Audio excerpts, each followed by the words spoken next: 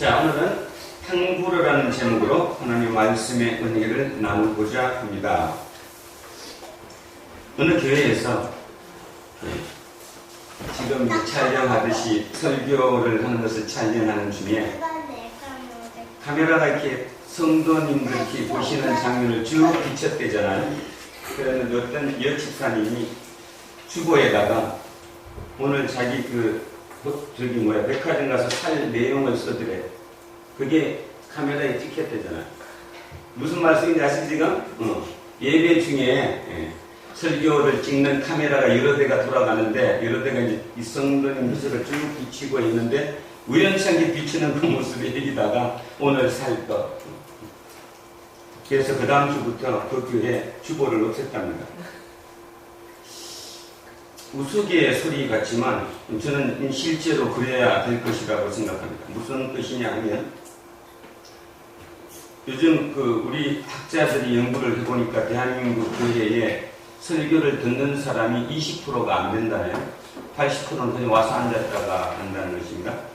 물론 그게 억지가 조금은 있다고는 생각하지만 저는 그게 정확하다고 보는 이유가 듣고 있는다고 해서 듣는 게 아니라는 거죠. 왜냐하면 자기의 하나님, 자기가 원하는 하나님에 대한 답만 받아들이기 때문에 설교를 중에 내가 듣기 원하지 않는 문맥이나 문구가 있으면 안 듣는다는 거죠.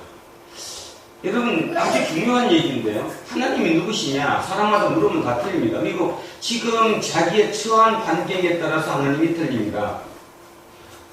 우리같이 힘들면 오직 지금 하나님 누구예요? 우리를 붙잡아 주시는 하나님.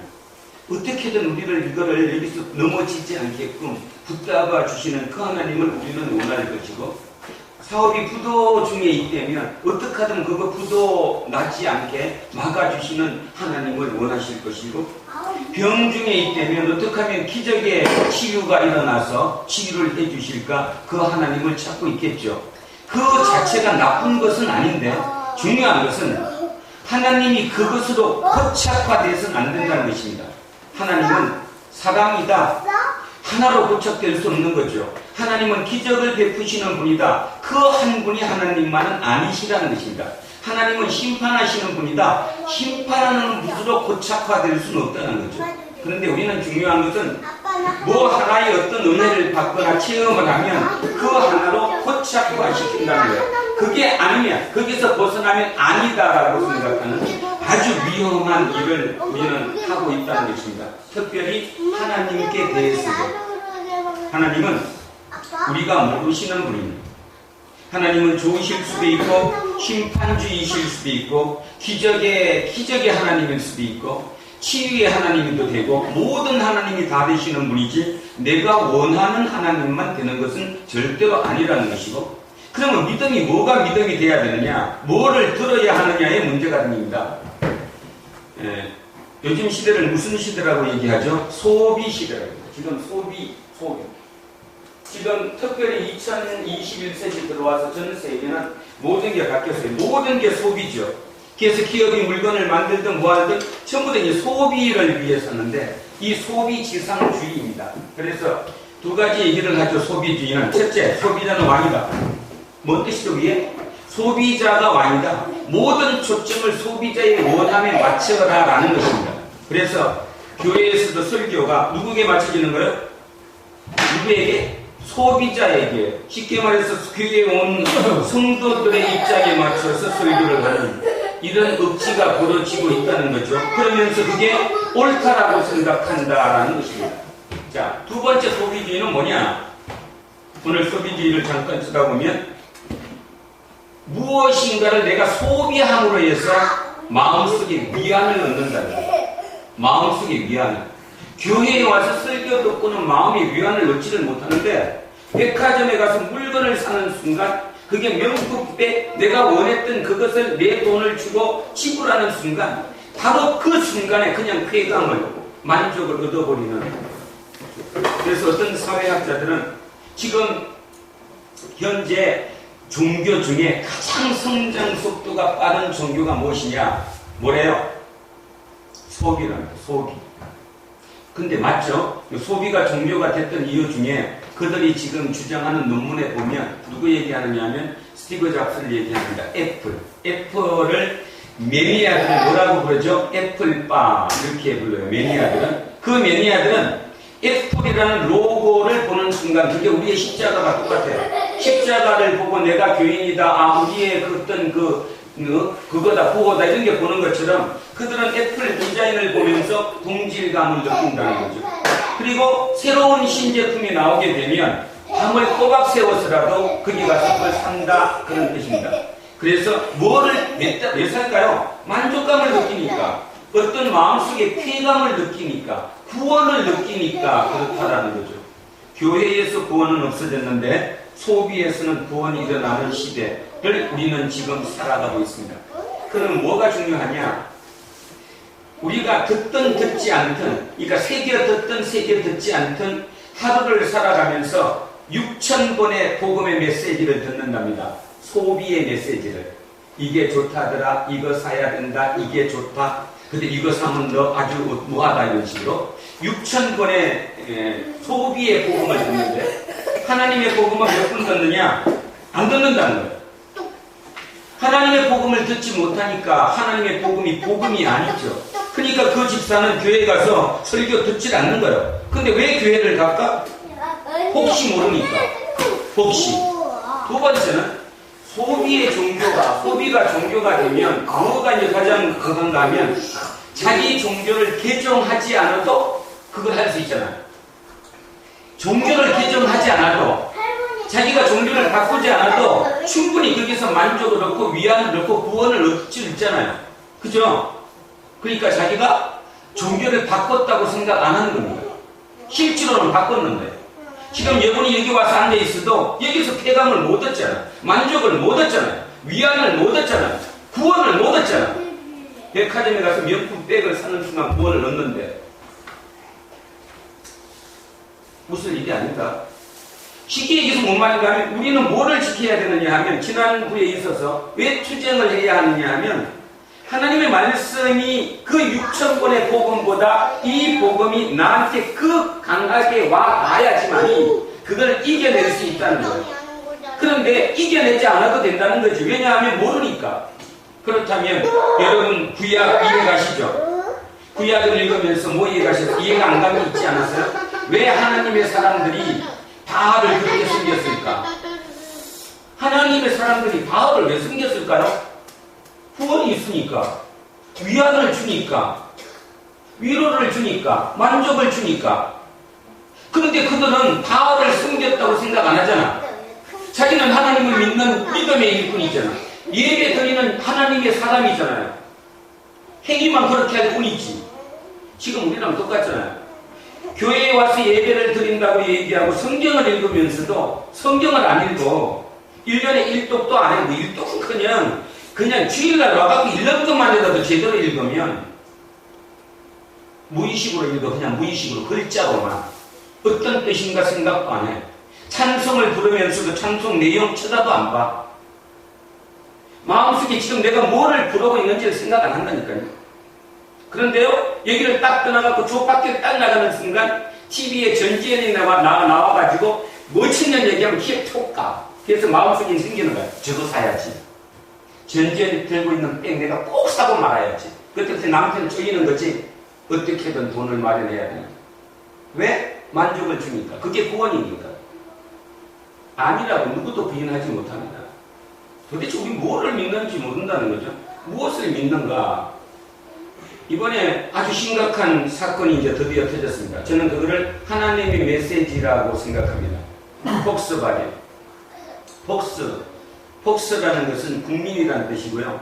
바겐은 차라는 뜻이죠. 국민차라는 의미입니다. 폭스바겐이 독일어로 국민차라는 의미인데 폭스바겐이 계속 만년 2위, 심지어는 7위 이렇게 하다가 흡수합병 여러 개를 합쳐갖고요. 지금 아우디, 폭스바겐 그룹 내에 아우디, 그 다음에 롤스로이스, 포르쉐, 뭐 이런 우리가 알고 있는 유명한 차들이 다 그 집단에 12개가 들어가 있습니다. 그룹이 됐습니다. 현대, 기아 이렇게 하는 것처럼.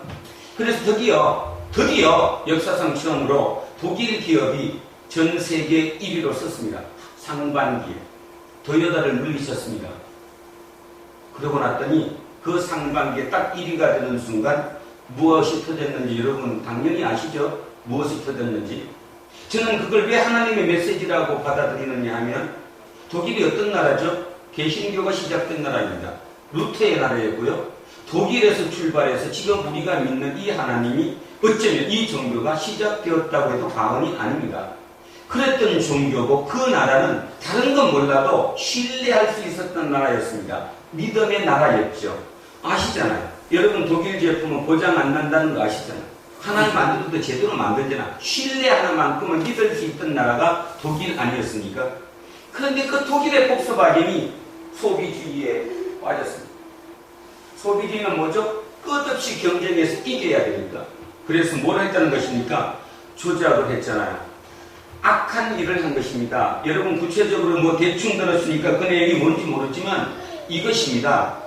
디젤 자동차가, 디젤이 뭔지 알죠? 경유를 쓰는. 그래서 막 검은 연기가 막 나오는 그런 거잖아요. 그래서 그 매연 차단 절단 장치를 달아놨답니다. 그래서 그거는 디젤이지만 뭐예요? 매연도 나오지 않고 환경에도 아주 좋은 영향을 미치는, 그렇게 선전을 해서 이제 그게 전 세계적으로 많이 팔려 나가게 됐고, 당연히 디젤차 하면 폭스바겐을 떠올릴 정도로 많이 팔린 차입니다. 근데 문제는 뭐였습니까? 검사하는 동안에는 차감장치, 그러니까 매연이 차단되는 그 차감장치를 작동을 시켰는데 실제로 고객한테 팔 때는 그걸 풀었다는 거죠. 센서가 반응한답니다. 속도를 어느 정도 내고 나면 자동적으로 그 센서에 의해서 그 차감장치가 닫힌다는 거예요. 그럼 뭐예요? 작동하지 않는 거죠. 그러면 폭스바겐이 왜 그랬을까요? 하나를 잡기 위해 이 차감장치를 계속 쓰게 되면 거기에 에너지를 많이 먹으니까 속도가 줄어들 뿐더러 만약에 속도를 더 낸다면 연비가 올라가잖아요. 연비를 줄이기 위해서 그 차에 아주 교묘한 술책으로 그걸 넣었다는 것입니다. 이건 무슨 얘기인가 하면 단순히 들을 얘기가 아닙니다. 그래서 이미 얘기가 나오죠. 독일 자체의 문제, 한 회사의 문제가 아니라 독일 자체에 너무나 치명타를 맞았을 것이다. 그래서 제가 그걸 하나님의 메시지라고 보는 이유는 우리에게 하는 메시지입니다. 네가 세계 1등이 되고자 하느냐? 네가 하는 일의 최고가 되고자 하느냐? 좋다. 열심히 해라. 하는데 요령 피지 마라. 눈속임 하지 마라. 나를 속일 생각하지 말라. 저는 그 뜻이라고 생각합니다. 그 뜻. 진정 그 뜻입니다. 만약에 그 뜻이 없다면 저게 발각될 리도 없을 뿐더러 저런 파동이 나지 않습니다. 어쩌면 저 회사 문 닫아야 될지도 모릅니다. 앞으로 상황이 어떻게 될지 모르니까. 그래도 누구도 저기에 대해서 의의를 달지 못하는 이유가 그 교묘한 게임 때문에, 속임 때문입니다. 속임. 왜 속이냐는 거죠. 자, 그러면 폭스바겐의 문제입니까? 나의 문제입니까? 우리 한빈이를 봅니다. 제 아들이지만 자기를 속이고 있잖아요. 공부를 안 해놓고 지금 와서 그지? 내 실력보다 공부 안 한 거는 생각하지 않고 모든 조건 여하에 따라서 내가 대학을 입시에 뭐가 좌우된다면 저 생각 자체는 잘못될 정도가 아니라 간사한 것입니다. 저게 미신이야. 저게 우상이에요. 절대로 교인들은, 하나님을 믿는다고 하는 예수쟁이들은 그래서는 안 된다는 거죠. 내가 잘했든 못했든 어떤 결과가 주어지든 내 모든 삶의 통치는 하나님 속에 있다고 보는 거예요. 그 속에 있다고 보기 때문에 이거는 언젠간 지나갈 것이고 이 속에서 하나님이 나에게 주는 어떤 메시지가 있을 것이다. 그 메시지를 읽어내지 못하면 인생은 끝입니다. 저는 두 자식 다 잘못 킨 거예요. 두 자식 다. 철저히 회개하는 중입니다. 철저히. 제가 그렇게 살았으니까. 제 30대, 40대를 그렇게 살았으니까 쟤들이 그걸 보고 컸겠지. 그러나 또 한편 굉장히 기분 좋고 감사한 일은 이제 제가 변했다는 것입니다. 제가 진짜의 영생을 알았다는 것입니다. 제가 만약에 이 땅의 삶이 진짜 끝이라고 본다면 지금이라도 안 늦었죠. 다시 한번 붙어봐야지. 그러나 영생이니까. 영생이 있으니까. 진짜 하나님이 주시려고자 하는 그거는 영생이었으니까. 그게 있다고 믿는 한 아직도 우리는 희망적이다 그런 것입니다. 그래서 여러분의 복음이 무엇입니까? 지금 현대 21세기를 살아가는 우리의 복음은 듣기 싫은 것입니다. 정답은 듣기 싫은, 복음은 절대로 듣기 싫은 것입니다. 듣기 싫은 게 복음이지 내 귀에 들리는 것은 절대로 복음이 되지 않는다는 사실을 여러분 명심하셔야 됩니다. 그러면 그걸 어떻게 이길 수 있느냐? 이길 수 있는 방법 오직 이거밖에 없습니다. 오직 이거. 이걸로 그걸 이겨야 돼. 6,000번씩 듣고 싶지 않아도 들리는 그 복음, 그 소비주의, 세상의 복음을 내가 이길 수 있는 방법은 이걸로 이겨야 되는 방법 외에는 아무것도 없다는 겁니다. 아무것도. 그거를 잊지 않아야 됩니다. 오늘 장로님께서 기도하시면서 두란노 공동체 미약하지만 어떤 의미가 있을 거다 이랬는데 그는 막연한 추상이 아니라 실제입니다. 실제 여러분 한 분 한 분 스스로가 거기에 대한 투쟁을 하지 못하신다면 그거는 끝입니다. 투쟁만 하실 수 있다면 우리는 세상에 어느 누구도 감당할 수 없는 진짜 세상이 감당할 수 없는 존재로 우뚝 설 수 있을 것입니다. 우리의 만족은 오직 예수님이 우리의 만족이어야 합니다. 아직도 오늘 이 설교를 들으면서 제 얘기가 마음속에 와닿지 않을지도 모릅니다. 왜냐하면 그거는 조건에 따라 잘 들리지 않으니까. 오직했으면 예수님도 뭐라고 말씀하셨어요? 귀 있는 자는 저를 지어다.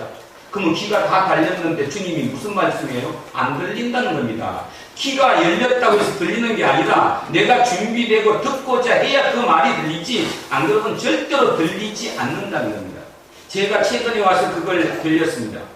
왜 내가 나도 30대 40대 그렇게 살아갈 때 그렇게 막 살지 않았는데 진짜 막 살지 않았었는데 왜 그때는 그게 안 들렸을까?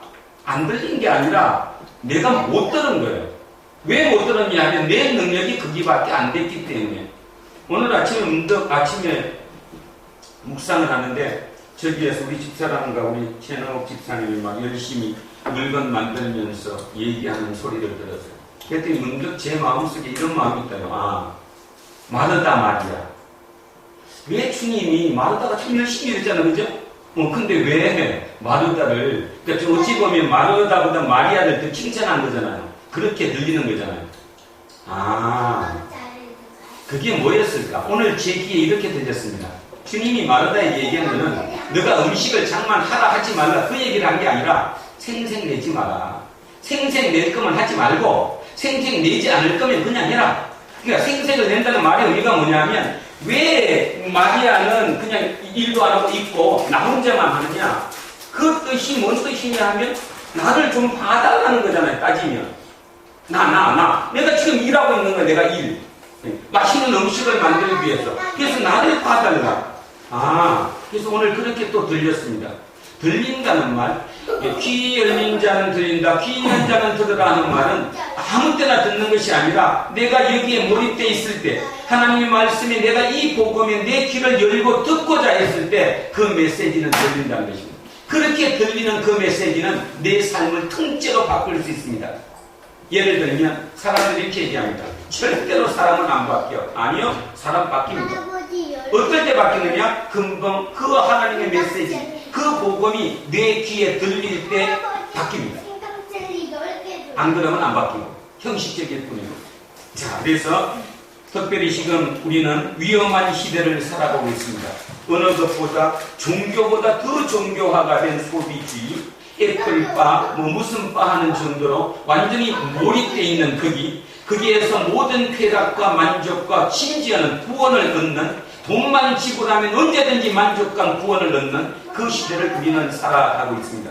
이 시대에 설교가 들린다면 실은 비정상이죠. 저는 그렇게 생각합니다. 실제 설교가 제대로 들린다? 그럼 그 비정상입니다. 끊임없는 투쟁과 끊임없는 싸움 속에서 설교가 들리게 되는 것이지 그게 그냥 들린다? 만약에 그 설교가 여러분 기분에 그냥 들리고 예배 끝나고 나갔는데 목사님 오늘 은혜 받았습니다 하셨다면 제가 볼 때는 90% 이상 잘못된 복음을 받았습니다. 현실적으로. 자, 오늘 그래서 설교 제목이 저는 이제 조금 요거도 먹을지도 모르겠지만 이름을 이렇게 했습니다. 탕구르라는 게 뭐냐? 대한민국을 생각합니다. 하나님의 자손이기도 하지만 또 우리는 대한민국이라는 나라에 하나님 우리를 보내주셨으니까 우리나라를 한번 생각해 봅니다. 지금 심각합니다. 역사의 문제 때문에 설교 시간에 이런 얘기를 한다. 목사는 정치적이지 않아야 한다. 아니요.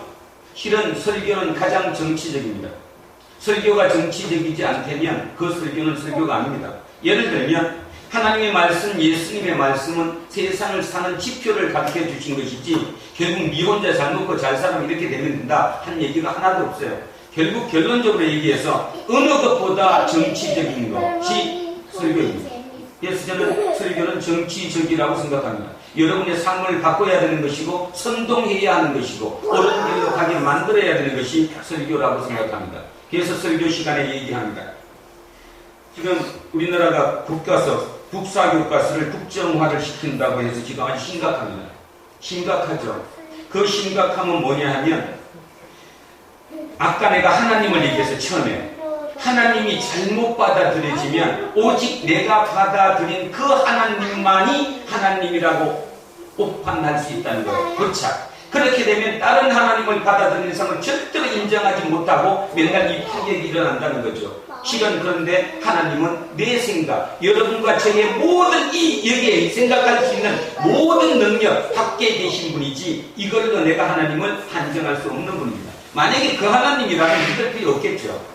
그래서 그런 의미에서 교과서가 왜 중요하느냐 하면 한 나라의 역사를 어떤 특정한 거에 맞춰서 일방적으로 기술해 버려서 그것이 모든 것이 답이 된다면 그 민족의 미래는 없습니다.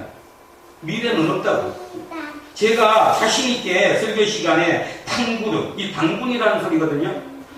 당군. 만약에 기존 교회에서 설교 제목에 단군 그래 놓으면 난리 날 겁니다.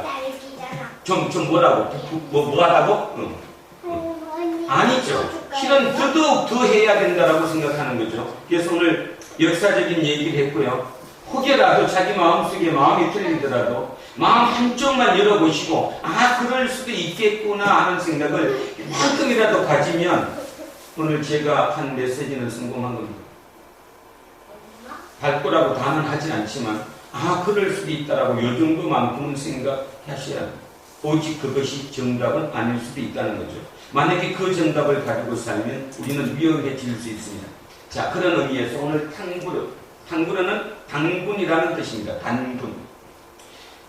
우리나라는 전 세계 유일하게 나라를 세운 날을 뭐라고 해요? 개천절. 하늘을 열었다라고. 나라를 세운 날을 하늘을 열었다라고 얘기하는 아주 위대한 민족이죠, 따지면. 그 개천절에 단군이 나라를 세웠다고 얘기합니다. 자, 단군 신화는 13세기 초에 1년에 의해서 삼국 유사에 기록됐습니다. 따져보면 800년 정도밖에 더 안 된 거죠. 오래신 일이 아니죠, 따지면. 그때 그 설화가 삼국 유사에 기록이 되었습니다. 그래서 이제 지금 우리는 그 단군 조선의 설화를 듣지요. 자, 내용이 뭐였습니까? 그 호랑이하고 곰하고 두 사람한테 쑥과 마늘을 먹고 동굴에 들어가서 100일을 그거를 먹고 버티라고 했는데 누구는 버텼다는 얘기예요? 누가? 곰이 버텼다. 곰이 결국은 버텨냈다. 그래서 곰이 사람이 되었다. 이걸 그 얘기를 바꿔서 한번 해봅시다. 우리 성경의 해석 개념을 한번 바꿔보면 뭔 뜻입니까? 성품이 좀 속되는 말로 아주 나빠서 성정이 나빠서 성품이 나빠서 호랑이 같고 곰 같고 다른 사람을 해쳐야 하는 이런 동물이 어느 날 마음을 바꾸고 나도 사람이 돼야지, 인간이 돼봐야지 했습니다. 근데 그 되는 조건이 뭐였어요? 쑥과 마늘만 먹어야 되는 거예요. 쑥과 마늘은 자연이 주인 영험한 것이거든요. 뺏는 것이 아니라 자연이 그냥 길러준 그것을 내가 받아들이는 거니까. 자, 쑥과 마늘을 먹는데 쑥과 마늘 먹기가 쉽습니까? 어렵습니까? 어렵죠. 어렵습니다. 그래서 결국은 누구는 포기했고요? 호랑이는 포기했고 곰은 결국 100일을 먹어서 뭐가 됐다? 사람이 되었다. 그게 이제 웅녀가 되었다. 이게 이제 우리나라의 얘기지요. 지금의 세상으로 바꿔보면 모두가 자기는 사람이라고 얘기하는데 실은 가만히 속을 들여다보면 사람이 아니에요. 동물이지. 호랑이고 곰이야 다. 호랑이, 곰이 결국 하나님이 오늘 우리에게 뭐라고 그러느냐면 너 쑥과 한번 먹어볼래? 쑥과 마늘을 먹어볼래? 그 쑥과 마늘이 뭐예요? 이거잖아. 이거. 근데 먹고 싶은 건 이게 아니라 명품 백이고 좋은 차고 좋은 아파트고 좋은 옷이잖아. 귀찮은 거 싫잖아. 내가 조금이라도 손해보는 건 하고 싶지 않잖아. 쑥과 마늘은 먹기 어려운 건데. 근데 왜 먹어야 합니까? 나를 위해서가 아니라 남을 위해서 먹는 거잖아. 그래서 우리나라의 개국 이념 뭐예요? 홍익인간. 홍익인간이 예수님 말씀과 똑같이 뭐가 틀려요? 하나도 틀리잖아. 근데 또 홍익인간 그러면 저 목사는 가짜고, 그지? 하나님은 사랑이다 그러면 저 목사는 진짜고. 정신 차리셔야 됩니다. 정신 차리셔야 됩니다. 공미인간이 됐다는 말의 의미는 지금 우리의 개념으로 따지면 진짜 인간 같지 않은 사람이 어느 날 하나님의 복음의 메시지를 받고 내가 한번 바꿔보자. 그래서 그 메시지를 씹고 먹었다는 거예요. 그래서 사람이 됐다는 거거든요.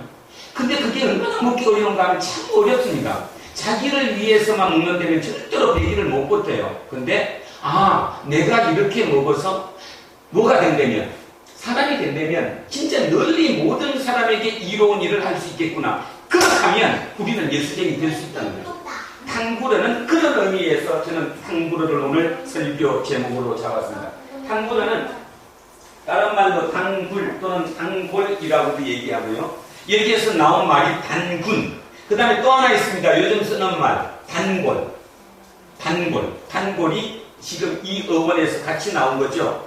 단군도 이 어원에서 나온 거고 단골도 이 어원에서 나온 거고. 그러면 단골이 뭔지 알아요? 단골이 뭐예요?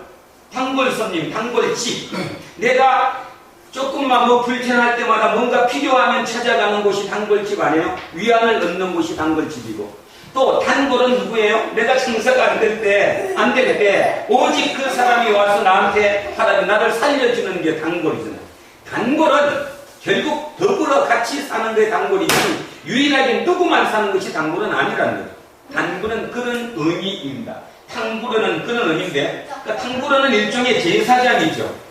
예를 들어서 옛날식으로 따지면 백성들이 뭔 일을 하다가 이 하나님의 뜻이 무엇입니까? 하면 탕구르한테 가서 물어보는 거예요. 그러면 탕구르는 하늘의 뜻을 그 사람에게 알려주는 역할을 담당하는 것. 그것이 바로 단군입니다.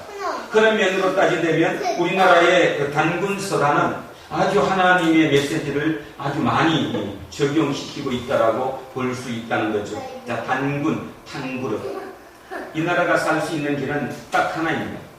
우리 예수를 믿는 예수쟁이들이 진정 탕구르가 되는 순간 이 나라는 완벽히 되살아날 수 있습니다.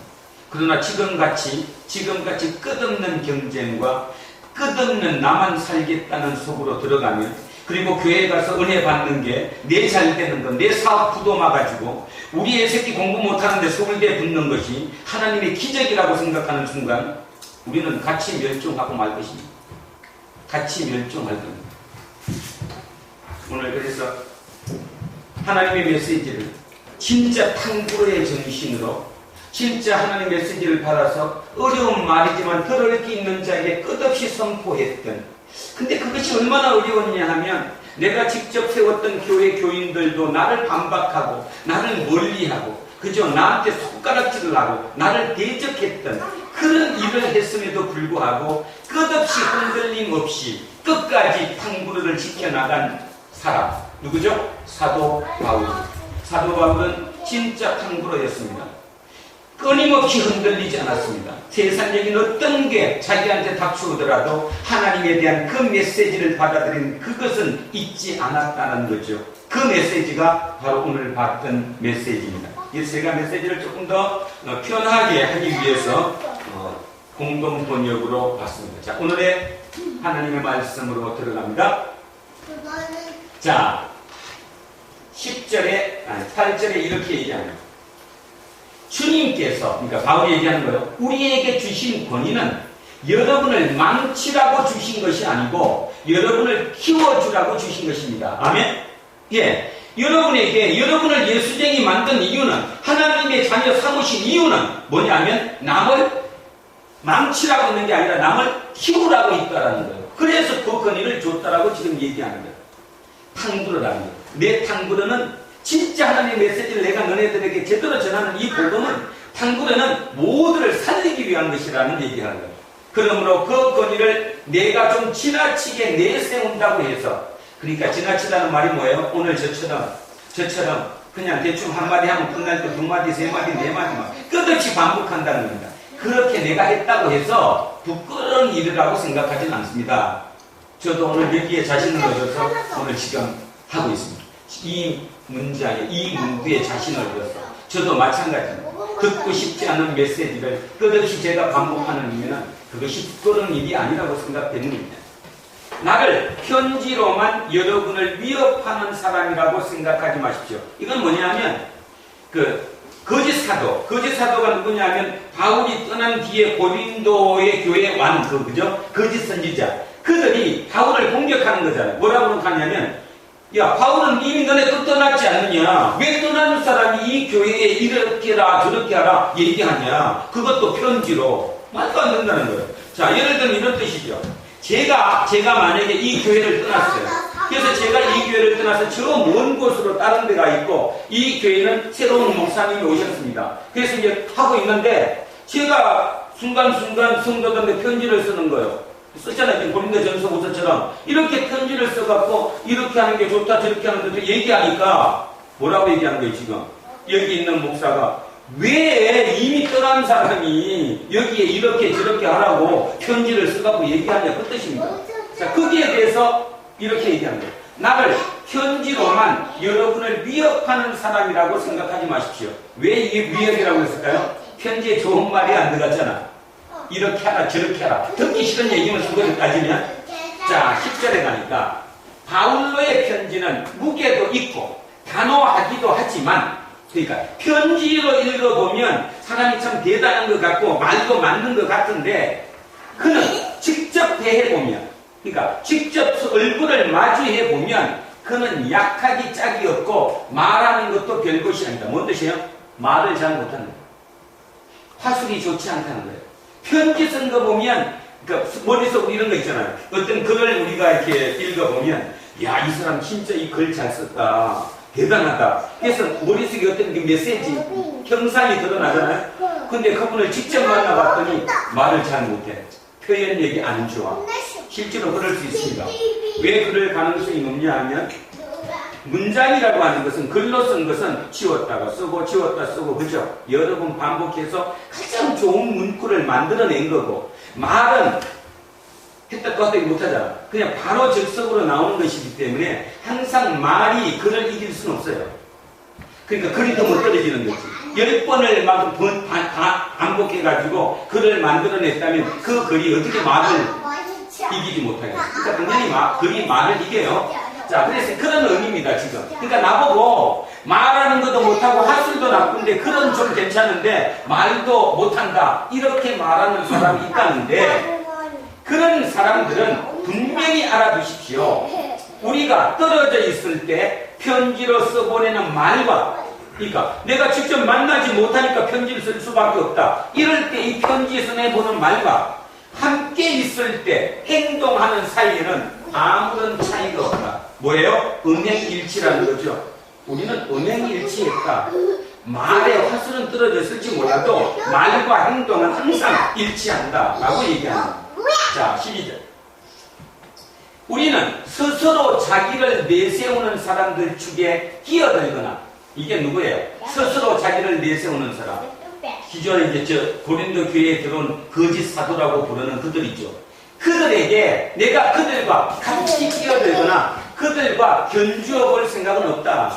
전혀 없다. 그들은 자기가 만든 척도로 자기를 재고 자기가 세운 표준에다가 자기를 견주어 보고 이게 지금 우리의 얘기입니다. 여러분의 표준은 무엇입니까? 성경이 아니라 세상입니다. 세상의 소리. 아까 얘기했던 세상의 소리를 부추기는 그 메시지. 듣고 싶지 않더라도 들리는 6,000번의 매일 듣는 그 6,000번의 복음의 메시지. 그거잖아요. 그게 여러분의 기준이잖아요. 그 기준에서 여러분 표현이 그냥 나오잖아요. 하나님을 기준하면 내가 만약에 뭐가 좀 잘못됐다. 자숙하죠. 자숙하고 말을 줄일 수 있지. 하지 않아도 돼요. 근데 하지 않아야 될 말과 하지 말아야 될 말을 하는 그 차이는 뭐냐면 마음속에 자신감이 없기 때문이에요. 마음속에 자신감이 없으니까. 내가 마음속에 나에 대한 확신만 가지면 세상에 누가 뭐라고 해도 내가 흔들릴 이유가 없죠. 그런데 내가 마음속에 자신이 없으니까 옆에 주위 사람이 아이고 그 집은 왜 그 모양이야. 애도 안 되고 그 집은 돈도 못 들고 그 집 남편 사고 났대. 그치? 그 집은 내 안집이 안 풀리는 거야. 이런 어떤 그 밖에 공격적인 얘기를 들으면 이제 죽음이지 죽음. 반응하니까 내에 대한 자신이 없으니까. 우리 예수쟁이들은 거기에 대한 자신이 있는 사람들입니다. 왜냐하면 내가 선택해서 하나님을 선택한 게 아니라 하나님이 나를 선택했다고 믿기 때문이에요. 이건 굉장히 중요합니다. 내가 하나님을 선택했다고 생각하면 언제든 내가 그 하나님을 버릴 수 있지만 만약에 하나님이 나를 선택했다라고 생각하면 나는 하나님을 버릴 수 없잖아요. 여러분 어떻습니까? 여러분이 믿고 싶어서 지금 여기 오셨습니까? 아니면 진짜 사로잡힘이 있어서 오셨습니까? 어느 겁니까? 요셉이 너 뭐야? 네가 왔어? 사로잡혀서 왔어? 오늘부터 머릿속에 새기라고. 나는 사로잡혀서 온 사람. 나는 내 마음대로 할 수 있는 사람이 아니야. 내가 사로잡혔기 때문에. 그래서 내 인생을 내 거라고 생각을 안 해. 그래서 어떤 일이든 나는 받아들일 수 있고 어떤 일이든 하루하루를 충실하고 그걸 통과해 나갈 수 있다는 거예요. 그 일을 했을 때 결국 이 땅에 사람들이 하나님은 진짜 역사하셔서 그렇지. 내 원하는 내가 할 수 있는 내 원함을 모두 하나님이 이루어줬다면 그게 어떻게 하나님의 역사입니까? 내 역사지. 그렇죠? 진짜 생각을 해보면 자 우리는 저나 여러분 우리는 오늘 이 시간에 다짐해야 될 거 나는 내가 선택해서 내가 원해서 기독교인이 된 게 아니에요. 하나님이 나를 선택해서 찍어주셨기 때문에 나는 이 자리에 와 있고 나는 교인이 됐다는 그 생각을 여러분은 잊어서는 안 됩니다. 그러면 여러분 스스로 하나님을 버릴 수 없습니다. 하나님이 나를 잡으시고 계시니까. 아멘? 저는 거기에 얼마나 감사한지 몰라요. 아까도 이게 진짜 감사합니까? 만약에 예전에 내가 내 원에 의해서 선택했다면 이미 나하고 하나님은 멀어졌을 것인데 멀어졌지. 뭐 약삭빠른 내가 머리 얼마나 잘 걸려서 합리적으로 그지 해갖고 갈라섰겠어. 그런데도 불구하고 하나님이 저를 포기를 하지 않으셨기 때문에 여기까지 오니까 그 단계를 넘었으니까 새로운 거를 보게 됐다는 거. 새로운 걸 보게 되니까 영생이 뭐구나 이제 제대로 알아들었다는 거. 내 귀가 열렸다는 것입니다. 결국 오늘 여러분에게 진짜 진정한 축복과 은혜는 뭔가 하면 이게 열리는 것입니다. 물론 오늘 당장 안 열릴지 모르겠지만 이게 어느 날 열리도록 내 마음을 잡아주시는 그분이 성령님이라는 걸 믿으면 성령 충만이 뭔지 아시죠? 성령 충만하면 내가 결국 흔들리지 않습니다. 자, 그래서 너네들은 어떻게 하면 그들은 자기가 만든 척도로 자기를 채. 그 다음에 자기가 세운 표준에다가 자기를 견줘봐. 그러니까 나는 잘하고 있다. 이렇게 생각한다는 거죠. 그것이 얼마나 어리석은 일입니까? 14. 우리는 한도 이상으로 우리 자신을 내세우지 않겠습니다. 하나님께서는 우리에게 일할 범위를 정해 주셨고 우리가 여러분에게 가서 일하는 것도 그 범위 안에서 하는 것입니다. 뭐 말이냐면 내가 고린도 교회에 가서 고린도 교회를 만들게 된 것도 내가 뜻한 것이 아니라 하나님의 인도함 속에 가다가 보니까 거기까지 가게 됐다 이런 뜻이잖아요. 그러니까 이건 전적으로 내가 한 것이 아니다라고 얘기를 하는 거죠. 자 14절. 그러므로 우리는 여러분에게 가지 못할 사람이 아닙니다. 우리가 범위를 넘어서 무리하게 손을 뻗치려고 있는 것은 아니라는 말입니다. 사실 그리스도의 복음을 가지고 처음으로 여러분을 찾아난 사람은 바로 우리였습니다. 우리 때문에 고린도의 복음이 전해진 거 아닙니까? 자 15절. 우리는 범위를 넘어서 남이 한 수고를 가지고 생색 내려는 것은 아닙니다. 다만 여러분의 믿음이 성장함에 따라 우리의 선교 사업이 여러분 사이에서 더 확장되기를 바랄 따름입니다. 그러나 우리가 맡은 범위를 넘지는 않겠습니다. 범위를 넘는 게 뭐예요? 나를 내세우는 순간 넘어가는 거죠. 범위 넘는 건 아주 쉬워요. 내가 딱 판단해갖고 어느 순간 내 마음속에 이거 조금만 더 하면 남이 나를 알아줄 텐데 하는 뭔가 마음이 드는 순간이 넘는 거예요. 안 그러면 안 넘는 거고. 근데 우리는 그걸 매일 싸움으로 할 수밖에 없어요.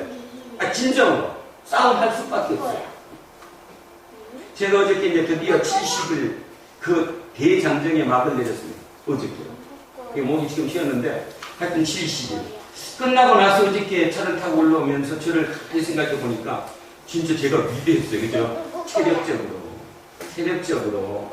지금 제가 30대도 아니고 옛날 20대, 30대도 하던 그 수업을 내가 해야 되니까 70일을. 전적으로 하나님의 뜻이었는데 이제 제가 이제 카톡으로 이제 수고들 많았다고 이제 올라오면서 문자를 이렇게 넣었어요. 답이 오는데 참 눈물 나는 얘기를 많이 썼어요. 눈물 나는 얘기를. 자기의 진심을 이제 70일 동안 나랑 같이 하면서 자기의 변화된 얘기를 그 문구에 써서 줬는데 그걸 보면서 참 많이 울었습니다. 차 타고 오면서. 아, 그렇구나. 하나님은 그게 뜻이 있었구나. 뜻이 있었다는 말의 의미가 뭐냐면 내가 목사로서 수업을 한다. 목사로서 목회를 해야 되는데 설교를 안 하고 70일을 수업을 했더니 그 수업에서 상당 이상의 뭔가의 메시지가 한 사람을 살릴 수 있는 메시지가 전달됐구나. 아, 그렇구나. 내가 한 것이 전혀 아니었구나. 근데 순간순간 저는 간혹가다 그러잖아요. 아이고, 나도 잘 가르치는데 나 좀 알아주면 안 돼? 그 말이죠. 내 마음속에 저 사람이 나를 조금 알아줬으면 좋겠는데 여러 선생님들 중에서도 그래서 내가 조금 더 잘 가르치는 선생님이 싶고 그런 욕심 속에 그것이 나 한도를 벗어나는 거잖아요. 그 싸움이 날마다 되다가 보니까 그거를 죽이고 했더니 결국 결과론적으로 70이 지난 뒤에 결과로는 상상했던 이상으로 많은 그 메시지가 전달되었더라. 그래서 어떤 분은 목사님 때문에 예수 믿고 싶대요. 예수 믿고 싶다라고 얘기하더라고요. 그래서 자기가 참 힘들었었고 교회 집사였고 전혀 교회를 떠나고 싶었는데 새로움을 얻었다고. 전혀 생각하지 못했던 그런 메시지를 보면서 아, 하나님의 역사라는 것은 그렇구나. 그래서 결국은 삶이 예배가 돼야 한다는 말의 의미가 뭔지, 그죠? 뭔지. 아, 진짜 힘들었거든요. 체력으로 진짜 힘들었어요. 아침 6시에 매일 일어나가지고 그 아침 8시 반에 출근해서 30분 동안 책상을 닦고 그렇게 앉아서 또 기도하고 결혼은 한 사람 한 사람 눈을 마주치면서 오후 1시까지 그리고 끝나고 나면 점심 먹고 2시에서 4시까지 오후에 7시 10분에서 다시 10시 10분까지 참 만만치 않은 수업 시간이었는데 물론 뭐 마음속으로 내 육체만큼 제대로 못해서 참 안타까움이 많이 남지만 그럼에도 불구하고 아, 그랬었구나. 하나님은 그러신 분이더라는 거지. 우리는 그런 하나님을 알면 그 하나님은 내 범위 밖에 있는 하나님이잖아요. 자, 바로 그 얘기를 지금 여기서도 똑같이 하는 거예요. 자, 그러면서 이렇게 얘기합니다. 자랑하려거든 누구를 자랑하라고요? 주님을 자랑하라고. 그래서 저는 저 마을이 진짜 와닿습니다. 아, 주님을, 예수 그리스도를 내가 자랑해야지 나를 드러내서 나를 자랑하는 순간 그 게임은 끝난 거다. 근데 저게 진짜 쉽지 않다. 확실하게 없으면 하나님이 나를 붙들어주고 계시다는 하나님이 나를 선택하셨다는 거기에 대한 확신이 없으면 저게 날마다 흔들린다. 조금 하나님은 요만큼만 해주고 나도 요만큼 좀 알아달라고 하고 싶은 게 인간이라는 거예요. 그게 쑥인데 그 마늘과 쑥을 결국 계속 먹어야 되는데 먹어서 진정한 인간이 되어야 되는데 어떤 날은 뱉고 싶다 이거죠. 아, 오늘은 좀 하루 참아 오늘은 안 먹으면 안 돼 이렇게. 자, 그런 것이 아닙니다. 자, 18절에 다 같이 합니다. 오늘의 마지막 결론이며 하나님께서 우리에게 주는 마지막 메시지입니다. 18절 시작. 참으로 인정받을 사람은 스스로 자기를 내세우는 사람이 아니라 주님께서 내세워 주시는 바로 그 사람입니다. 아멘. 주님이 내세워 주시는 그 사람, 주님이 드러나는 그 사람이 진짜 드러나는 거지 나를 내가 누군데 내가 어떤데 내가 아니라는 사실입니다. 자, 오늘 마지막으로 그렇게 살다 마무리를 하신 분의 얘기를 오늘 이야기 나눔에 써놓은 것을 읽으면서 오늘 우리를 다시 한번 돌아보고 설교를 마칩니다. 자, 이렇게 썼습니다. 한 노인이 살고 있었습니다. 그는 참으로 신실한 믿음의 사람입니다. 그분은 연세가 97이십니다. 권사님 97이시대요. 97. 자, 누우면 죽는 자고 매일 걸어 다니십니다.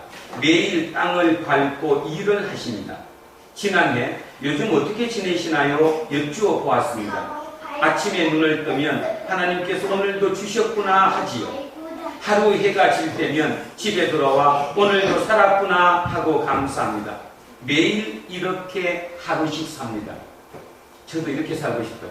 진짜로. 한 달에 한 번은 병원에 다녀옵니다. 한때 식도암으로 위와 식도 일부를 절제하고 담낭도 제거하여 없는 터라 진찰을 받으러 갑니다. 얼마 전 병원에 갔더니 위에 문제가 생겼다고 하면서 석 달치 약을 지어 드셔야겠다고 하였습니다. 그러자 노인은 말했습니다. 저는 하루씩 살아갑니다. 석 달 후에 내가 이 땅에 있을지 하늘나라로 갔을지 어떻게 알겠습니까? 매일 올 수는 없으니 일주일치만 주십시오. 다음 주일 후에도 살아있다면 제가 그때 또 기쁘게 와서 처방을 받아 약을 먹겠습니다. 그리고 돌아와서는 소나무, 잣나무, 밤나무를 열심히 심었습니다. 밭에는 씨를 뿌렸습니다. 아내가 물었습니다. 여보, 내일은 모른다고 약도 일주일치밖에 안 받는 사람이 무슨 나무를 심고 씨앗을 뿌리세요? 그랬더니 이렇게 답했다는 거죠. 내가 떠나도 이 땅에 남은 사람들이 잘 먹어야 하지 않겠어요? 우리 손자 손녀들이 먹고 이웃집 달래내도 먹어야 하지 않겠소? 이 늙은이를 돌보아준 의사 선생님과 약사님에게 싱싱한 야채라도 드려야겠고, 게다가 내가 살아오는 동안 이 땅에서 난 것을 얼마나 많이 먹어치웠어. 그러니 얼마나 많은 종이를 쓰며 난방을 하며 나무를 죽이고 또 죽였어. 그러니 이 땅에 나무를 심으며 지구에 진 빚을 조금이라도 갚아야 하지 않겠어? 아멘입니다. 아멘. 이런 마음을 갖고 살아야 되는 거죠. 노인은 일주일마다 즐거운 나들이 가듯 병원에 가서 처방을 받아 약을 타러 다녔습니다. 이 즐거운 나들이 시간은 7번으로 마감하고 영원한 기쁨의 나라 천국으로 옮겨 가셨습니다. 석 달치 약을 받아 두었다면 먹다 남은 약은 반이나 남았을 것입니다. 그러한 작은 낭비도 없이 현명하게 지내시다가 조용히 거룩하게 하나님 품에 안기셨습니다. 이분은 그냥 하늘나라 사셨어요. 단지 지구에서 그쪽으로 옮겨간 것 뿐이지 산 곳은 똑같은 하나님의 통치 속에 살았다는 거죠. 우리 또한 우리의 삶이 힘들고 어렵지만 우리 또한 이 하루하루의 삶이 하늘나라의 삶을 살아야 합니다. 그런데 세상은 우리한테 하늘나라를 살지 못하게 한다는 거 아셔야 합니다. 그 싸움은 지금 이란, 이라크, 시리아, 터키 이런 데서 나오는 종교 싸움의 도를 벗어날 정도로 우리는 치열한 전투 속에 있다는 거 잊지 않으셔야 합니다. 그게 전쟁으로 직접 죽였으니까 이슬람이 기독교인을 죽였다. 뭐 맨날 문자 메시지 보내고 기도해 주세요. 당연히 기도하지. 그러나 진짜 중요한 것은 그렇게 해서 몇 명 죽은 그거보다 더 큰 싸움이 이곳에 있는데 이 싸움은 싸움으로 생각을 안 한다는 거. 그것이 저는 가장 가슴 아프다고 생각합니다.